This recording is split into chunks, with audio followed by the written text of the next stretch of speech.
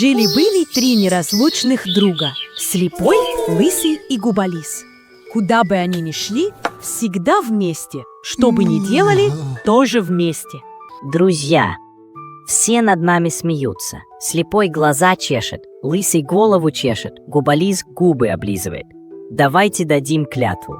С этого дня я не буду чесать голову, Слепой не будет чесать глаза, а Губолис не будет облизывать губы.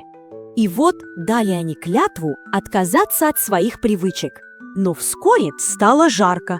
Голова у Лысого зачесалась, глаза у Слепого зачесались, губы у Губолиза зачесались тоже. Ах, не могу больше терпеть. Ох, глаза жгут. Что же мне делать? Мой отец был охотником. Когда видел добычу, закрывал один глаз, натягивал лук и никогда не промахивался. О, вот это умение. А мой отец был писарем, в суде служил. Чалму свою вот так завязывал. А мой отец был пастухом. Когда овцы разбредались, он хуш-хуш кричал, свистел и снова собирал их. Человек не должен бояться. Нет такой трудности, чтобы нельзя было ее облегчить. Верно, мы нарушили клятву, но сделали жизнь легче.